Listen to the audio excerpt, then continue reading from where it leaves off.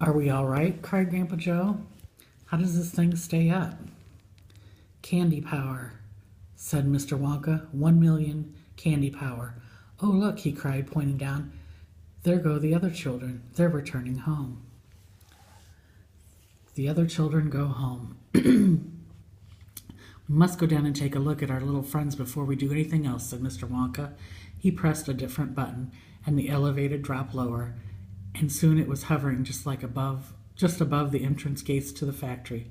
Looking down now, Charlie could see the children and their parents standing in a little group just inside the gates. I can only see three, he said. Who's missing? I expect it's Miss Mike Tivy, Mr. Wonka said, but he'll be coming along soon. Do you see the trucks? Mr. Wonka pointed to a line of gigantic covered vans parked in a line nearby. Yes, said Charlie. Charlie said, what are they for? Don't you remember what it said on the golden tickets? Every child goes home with a lifetime supply of candy. There's one truckload for each of them, loaded to the brim. Aha, Mr. Wonka went on, and there goes our friend Augustus Gloop. Do you see him? He's getting into the first truck with his mother and father. You mean he's really all right? Asked Charlie, astonished. Even after going up in that awful pipe? He's very much all right, said Mr. Wonka. He's changed, said Grandpa Joe, peering down through the glass of the wall of the elevator. He's used to be fat, now he's thin as a straw. Of course he's changed, said Mr. Wonka, laughing. He got squeezed in the pipe. Don't you remember? And look, there goes Violet Beauregard, the great gum chewer. It seems as though they've managed to dejuice her after all. I'm so glad, and how healthy she looks. Much better than before. But she's purple in the face, cried Grandpa Joe. So she is, said Mr. Wonka. Ah, well, there's nothing we can do about that. Good gracious, cried Charlie. Look at poor Veruca Salt and Mr. Salt and Mrs. Salt. They're simply covered in garbage. And here comes Mike TV, said Grandpa Joe. Good heavens, what have they done to him? He's about 10 feet tall and thin as a wire. They've overstretched him on the gun stretching machine, said Mr. Wonka. How very careless. But how dreadful for him, cried Charlie. Nonsense, said Mr. Wonka. He's very lucky. Every basketball team in the country will be trying to get him. But now, he added, it's time we left these four silly children. I have something very important to talk to you about, my dear Charlie. Mr. Wonka pressed another button, and the elevator swung upwards into the sky. Chapter 30. Charlie's Chocolate Factory. The great glass elevator was now hovering high over the town. Inside the elevator stood Mr. Wonka, Grandpa Joe, and little Charlie. How I love my chocolate factory, said Mr. Wonka, gazing down. Then he paused and he turned around and he looked at Charlie with a most serious expression on his face. Do you love it too, Charlie? Oh, yes, cried Charlie. I think it's the most wonderful place in the whole world. I'm very pleased to hear you say that, said Mr. Wonka, looking more serious than ever. Went on staring at Charlie. Yes, he said, I am very pleased indeed to hear you say that, and now I should tell you why. Mr. Wonka cocked his head to one side, and all at once the tiny twinkle wrinkles of a smile appeared around the corners of his eyes, and he said, You see, my dear boy, I have decided to make you a present of the whole place. As soon as you are old enough to run it, the entire factory will become yours. Charlie stared at Mr. Wonka. Grandpa Joe opened his mouth to speak, but no words came out. It's quite true, Mr. Wonka said, smiling broadly now. I am giving it to you. That's right, isn't it? That's all right, isn't it? Giving it to him, gasped Uncle Joe. You must be joking.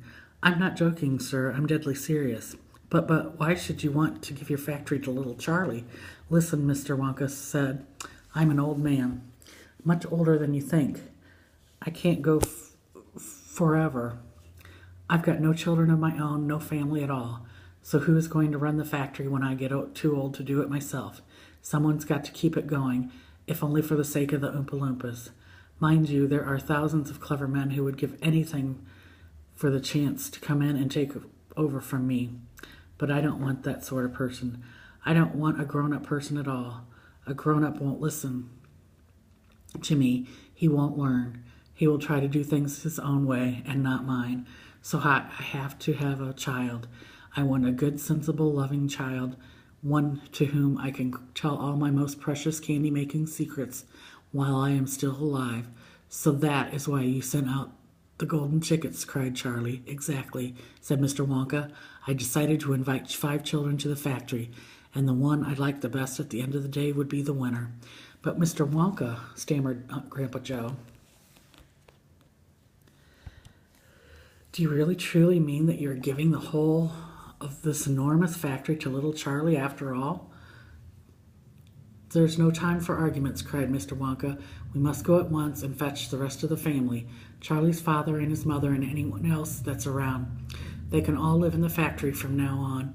They can all help to run it until Charlie is old enough to do it by himself. Where do you live, Charlie? Charlie peered down through the glass elevator at a snow-covered houses that lay below. It's over there, he said, pointing. It's the little cottage right on the edge of town, the little tiny little one. I see it, cried Mr. Wonka, and he pressed some more buttons, and the elevator shot down towards Charlie's house. I'm afraid my mother won't come with us, Charlie said sadly. Why ever not? Because she won't leave Grandma Josephine and Grandma Georgina and Grandpa George. But they must come too. They can't. They're very old and they haven't been out of bed for 20 years. Then we'll take the bed along as well, with them in it, said Mr. Wonka. There's plenty of room in this elevator for a bed. You couldn't get the bed out of the house, said Grandpa Joe. It won't go through the door. You mustn't despair, cried Mr. Wonka. Nothing is impossible. You watch. The elevator was now hovering over the roof of Little Bucket's little house. What are you going to do? Cried Charlie. I'm going right on in to fetch them, said Mr. Wonka. How? Said Grandpa Joe. Through the roof, said Mr. Wonka, pressing another button. No, shouted Charlie. Stop, shouted Grandpa Joe. Crash! The elevator right down through the roof of the house into the old people's bedroom. Showers of dust and broken tiles and bits of wood and cockroaches and spiders and bricks and cement went raining down on the 3 old ones who were lying in bed, and each of them thought that the end of the world has come. Grandma Georgina fainted. Grandpa Josephine dropped her false teeth. Grandpa George put his head under the blanket. Mr. and Mrs. Bucket came rushing in from the next room. Save us, cried Grandma Josephine. Calm yourself, my darling wife, said Grandpa Joe, stepping out of the elevator. It's only us. Mother, cried Charlie, rushing into his Mrs. Bucket's arms. Mother, listen to what's happened. We're all going back to live in Mr. Wonka's factory, and we're going to help him run it, and he's given it all to me. And, what are you talking about? Said Mrs. Bucket.